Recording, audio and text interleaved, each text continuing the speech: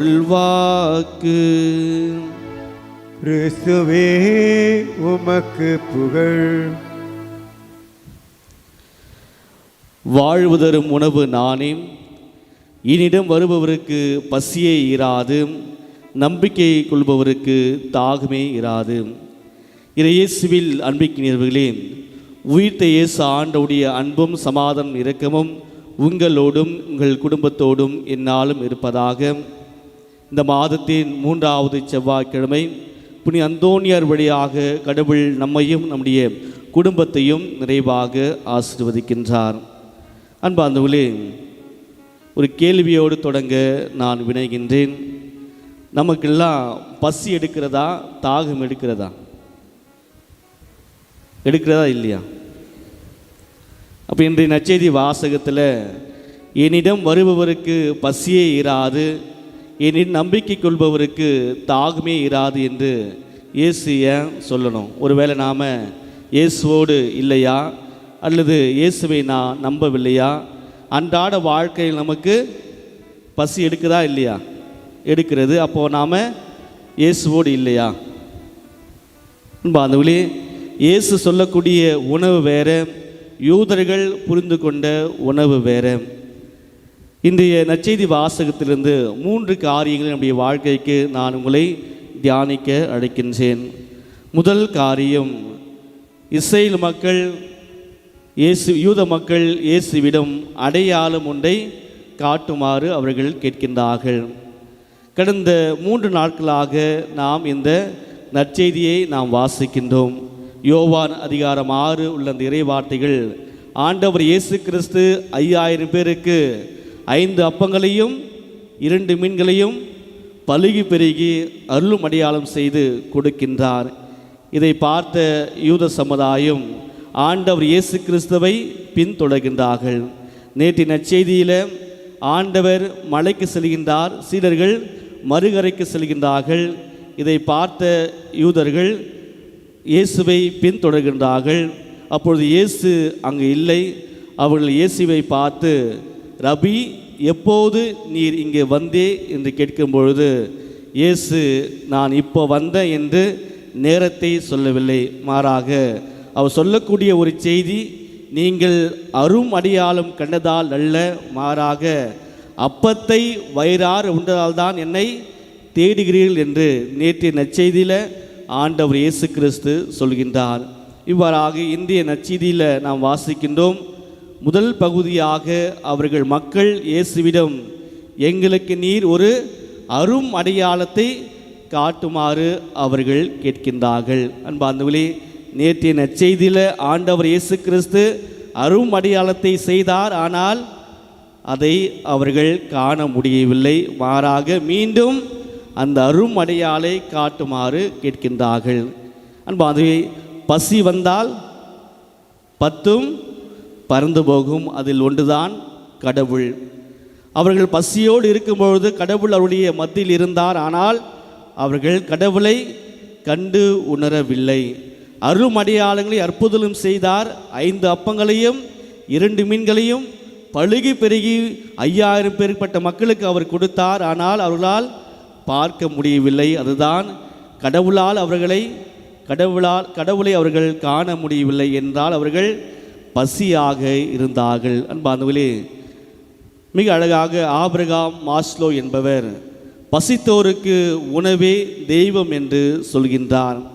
அன்பார்ந்தவர்களே, பசி என்பது இந்த உடல் பசி அல்ல, மாறாக பல்வேறு பசிகளை குறிக்கிறது.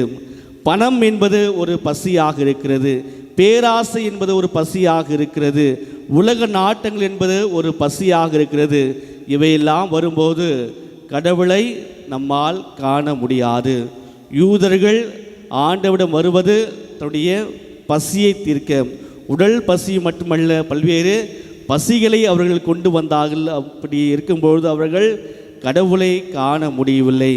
நம்முடைய வாழ்க்கையில் நாம் ஆண்டவரை காண எத்தகைய பசியோடு நாம் காத்து கொண்டிருக்கின்றோம்? எனக்கு பணம் வேண்டும், அதிகாரம் வேண்டும், பதவி வேண்டும் என்ற பசியோடு இருக்கின்றோமா? அல்லது ஆண்டவருக்கு உகந்த காரியங்கள் எனக்கு வேண்டும் என்று நாம் பசியோடு இருக்கிறோமா? முதல் காரியம், ஆண்டவர் இயேசு கிறிஸ்து அருமடையாளர்கள் செய்தார், ஆனால் அதனை அவர்களால் கண்டு உணர முடியவில்லை. என்றால் அவர்கள் ஆண்டவருக்கு உகந்த காரியங்களை செய்யவில்லை. அன்பார்ந்தவர்களே, நம்முடைய வாழ்க்கையிலும் கடவுள் பல்வேறு அற்புதங்களையும் அடையாளங்களும் செய்து கொண்டுதான் இருக்கிறார். தினந்தோறும் நம்முடைய வாழ்க்கையில் நாம் வாழ்ந்து கொண்டிருப்பதே ஒரு அற்புதம்தான், அடையாளம்தான். ஆனால் நம்மால் அதனை உணர்ந்து கொள்ள முடியவில்லை. எப்பொழுது நாம் கடவுளை விட்டு வெகு தொலைவில் செல்கின்றோமோ அப்பொழுது இவையெல்லாம் நம்மால் காண முடியாது. இது முதல் செய்தியாக இருக்கிறது. இரண்டாவது செய்தியாக, நாம் யாரை நம்ப வேண்டும், எதனை நாம் நம்ப வேண்டும்? இன்றைய நற்செய்தி வாசகத்தில் யூத சமுதாயம் அவர் மக்கள் சொல்கின்றார்கள், எங்கள் முன்னோர்கள் பாலைவனத்தில் என்ன உண்டார்கள்? மன்னாவை உண்டார்கள். அதை கொடுத்தவர் யார்? மோசே என்று அவர்கள் இங்கு சொல்கின்றார்கள். அன்பார்ந்தவர்களே, நாம் அற்புதங்களை நம்ப வேண்டுமா அல்லது அற்புதங்களை செய்பவரை நாம் நம்ப வேண்டுமா? மோசே வழியாக ஆண்டவர் அவர்களுக்கு மன்னாவை கொடுத்தார், ஆனால் அவர்கள் கடவுளை விட்டுவிட்டார்கள். மாறாக மோசேவையும் அந்த அற்புதத்தையும் அவர்கள் முன்னிலை கொண்டு வந்தார்கள். அற்புதங்களை செய்த கடவுளை விட்டுவிட்டு மாறாக அற்புதத்தை மட்டுமே அவர்கள் நம்பக்கூடிய மக்களாக அவர்கள் வாழ்ந்து கொண்டிருந்தார்கள். நம்முடைய வாழ்க்கையிலும் நாம் கடவுளை நாடி வருகின்றோம், ஆண்டவரை தேடி வருகின்றோம். எதற்காக? இந்த அற்புதங்கள் மட்டும் என்னுடைய வாழ்க்கையில் போதும், கடவுளுடைய எண்ணங்களையும் வேண்டுதல்களையும் நிறைவேற்றினால் போதும் என்ற எண்ணத்தோடு நாம் இருக்கின்றோமா? மாறாக நான் அந்த அற்புதங்களை செய்யக்கூடிய கடவுளை முழுமையாக நாம் நம்புகின்றோமா? பல்வேறு சமயத்தில் நாமும் அந்தோனியார் பக்தர்களாக பிள்ளைகளாக நாம் இருக்கின்றோம். அதே போன்றுதான் யூத சமுதாயத்தில் எப்படி அவர்கள் அற்புதங்களையும் அதிசயங்களும் காண்பார்களோ அதே போன்றுதான் நாமும் இருக்கிறோம். புனி அந்தோனியாரை நாடி வந்தால் எனக்கு அற்புதங்கள் கிடைக்கும், புனி அந்தோனியாரின் விண்ணப்பங்களை நான் சொன்னால் அது நிச்சயமாக கிடைக்கும் என்று நாம் அந்தோனியாரை முதன்மைப்படுத்துகின்றோம். மாறாக அந்தோனியார் வழியாக செய்கின்ற கடவுளை நாம் பின்னுக்கு தள்ளுகின்றோம். அன்பார்ந்தவர்களே, யூத சமுதாயத்தில் பாலைவனத்தில் மன்னாவை கொடுத்தார்கள். அவர்கள் மோசேவையும் மன்னாவையும் முன்னிலைப்படுத்தினார்கள், கடவுளை அவர்கள் முன்னிலைப்படுத்தவில்லை. நம்முடைய வாழ்க்கையிலும் எனக்கு இந்த அற்புதங்கள் மட்டும் நடந்தால் போதும், அதிசயங்கள் மட்டும் நடந்தால் போதும் என்று பல்வேறு கிறிஸ்தவர்கள் ஆலயத்திற்கு வருகின்றார்கள். அன்பார்ந்தவர்களே, இந்த அற்புதங்களை செய்யக்கூடிய வல்லவரான கடவுள் நம்முடைய மத்தியில் இருக்கின்றார். அற்புதங்களை அல்ல, மாறாக அற்புதங்களை செய்யக்கூடிய கடவுளை நாம் நம்புகிறோமா என்று நாம் சற்று சிந்தித்து பார்ப்போம். மூன்றாவதாக, இந்த மன்னாவை ஆண்டவர் கொடுக்கும்பொழுது பழைய ஏற்பாட்டில் அந்த மன்னா பொழிந்தது, இப்பொழுது பொழியவில்லை. அந்த மன்னா ஒரு நாள் மட்டுமே அவர்கள் வைத்து கொள்ள வேண்டும், மறுநாள் வைத்து கொள்ள முடியாது, அது நாற்றமடைக்கும். அந்த மன்னாவை உண்பவர்கள் இறந்து போனார்கள். ஆனால் இந்த நற்செய்தி வாசகத்தில் கடவுள் தரும் உணவை உண்பவர்கள் என்றுமே சாக மாட்டார்கள், அவர்கள் நிலைவாழ்வை கொள்வார்கள் என்று மிக அழகாக ஆண்டவர் இயேசு கிறிஸ்து எடுத்து கூறுகின்றார். ஆண்டவர் சொல்லக்கூடிய அந்த உணவு என்று சொல்லும் பொழுது அவர்கள் இந்த உணவை எப்போதும் எங்களுக்கு தாரும் என்று கேட்கிறார்கள். அன்பானவர்களே, அந்த உணவு தான் ஆண்டவர் தன்னை முழுமையாக நமக்காக கையளித்திருக்கின்றார். பெரிய வேலை என்று இதோ என்னுடைய உடல் என்று தமக்காக அந்த உடலை ஆண்டவர் கொடுத்தார். தினந்தோறும் நாம் பெற்றுக்கொள்ள யூத சமுதாய மக்கள் கேட்ட அந்த உணவை எப்போதும் எங்களுக்கு தாரும் என்று ஆண்டவர் நற்கருணை வழியாக நம்மோடு அந்த உணவாக தினந்தோறும் வந்து கொண்டே இருக்கிறார். ஆண்டவர் இயேசு கிறிஸ்து 4 வகையான உணவுகளை இந்த நற்செய்தி வழியாக நமக்கு எடுத்து கூறுகின்றார். முதல் வகையான உணவு, எங்கள் அன்றாட உணவை இன்று எங்களுக்கு தாரும். எங்கே வாசிக்கிறோம்? தினந்தோறும் நாம் ஆண்டவர் இயேசு சொல்லிக் கொடுத்த ஜெபத்தில் நாம் வாசிக்கின்றோம். லூக்கா நற்செய்தி 11:3 தினந்தோறும் உணவை எங்களுக்கு தாரும் என்று நாம் ஜெபிக்கின்றோம். அன்பார்ந்தவர்களே, இந்த தினந்தோறும் உணவு என்பது மகிழ்ச்சியை குறிக்கிறது. நம்முடைய வாழ்க்கையில் நாம் மகிழ்ச்சியை விரும்புவோமா அல்லது துக்கத்தை விரும்புவோமா?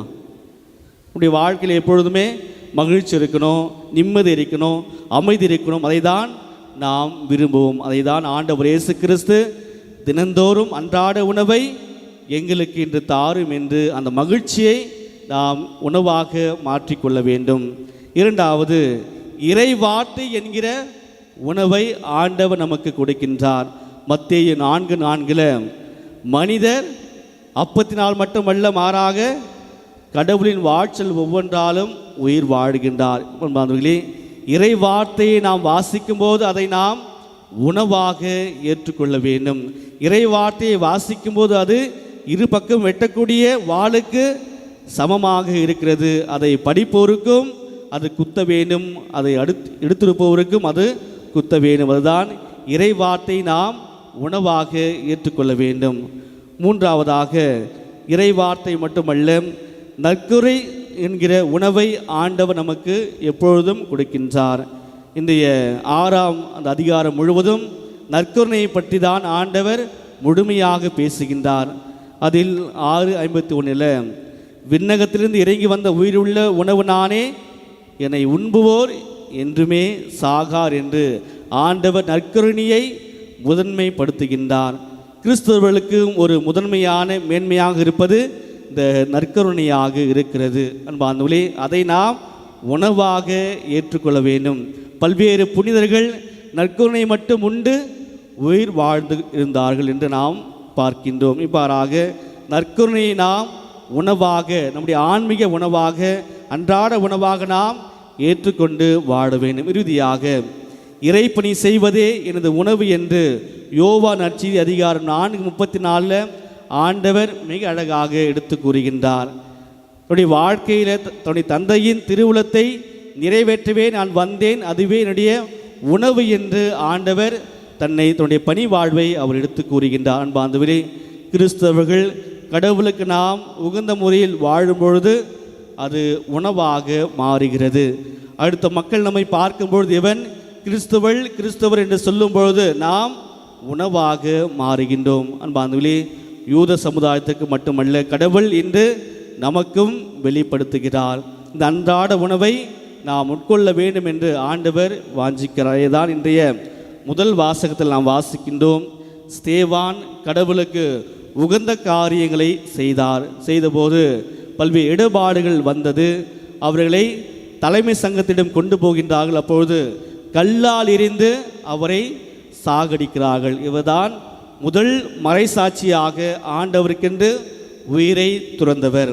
கல்லால் எறியும் போது எவ்வாறு ஆண்டவர் இயேசு கிறிஸ்து தந்தையை இவர்களை மன்னியும் என்று சொன்னாரோ அந்த வார்த்தையை தன்னுடைய வாழ்க்கையில் வாழ்ந்து காட்டு இறக்கும் தருவாயில் அவர்களுக்கு மன்னிப்பை கொடுத்தார். அதுதான் அவர் கடவுளை முழுமையாக உணவாக ஏற்றுக்கொண்டு அவர் வாழ்ந்தார். அன்பார்ந்தவர்களே, நம்முடைய வாழ்க்கையில், குடும்ப வாழ்க்கையில், தனிப்பட்ட வாழ்க்கையில் இந்த உணவை நாம் எவ்வாறு உட்கொள்கின்றோம்? உடலுக்கு தேவையான உணவை நம்மால் கொடுக்க முடிகிறது. ஆனால் நம்முடைய ஆன்மாவிற்கு தேவையான உணவை நம்மால் கொடுக்க முடிகிறதா என்று நாம் சற்று சிந்தித்து பார்ப்போம். அதற்கான வரத்தை விட தெய்வீக திருப்பலியில் நாம் அன்றாடுவோம்.